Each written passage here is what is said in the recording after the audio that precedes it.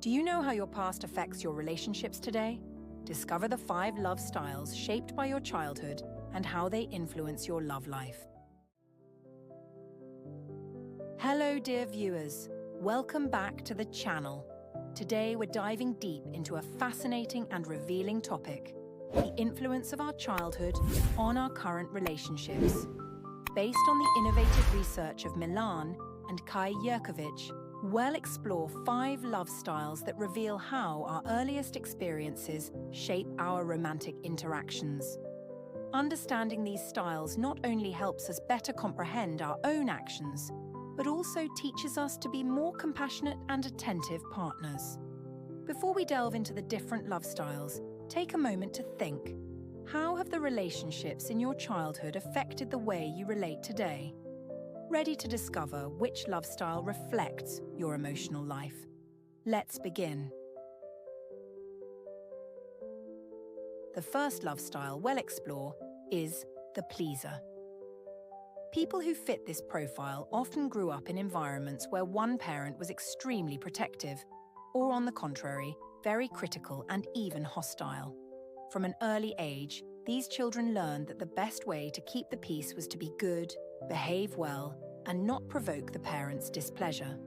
As adults, they frequently avoid conflicts at all costs, have difficulty saying no, and may sacrifice their own needs to keep others happy. This behavior, although appeasing, often prevents them from establishing healthy boundaries. Next, we have the victim style. Individuals with this love style usually come from highly chaotic and unpredictable homes.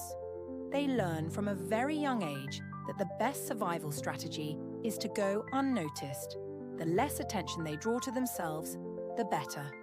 This adaptive behavior can result in adults who have a tendency to submit and shy away from making decisions. They often have low self-esteem and may suffer from anxiety and depression, finding comfort in relationships where they are controlled, replicating the family dynamics of their childhood. The third style is known as the controller. These people often grew up in environments where they felt insecure and unprotected. To compensate for the lack of security in childhood, they develop an almost insatiable need to control everything and everyone around them. They believe that maintaining control is the only way to avoid being hurt again. As a result, they can become domineering partners who rarely express vulnerability and use anger as a defense mechanism to avoid showing weakness. Now that we've explored some love styles, can you identify any patterns in your relationships that might be tied to your childhood experiences?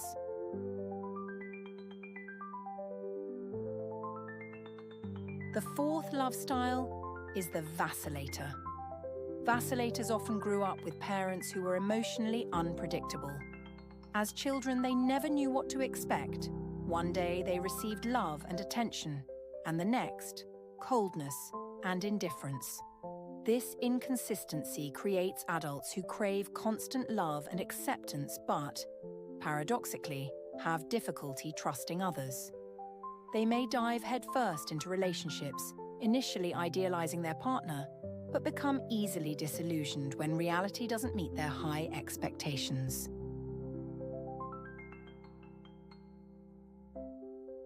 Finally, we have the avoider.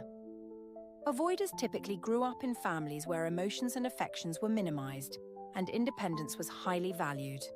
They learned to rely only on themselves and suppress their emotional needs.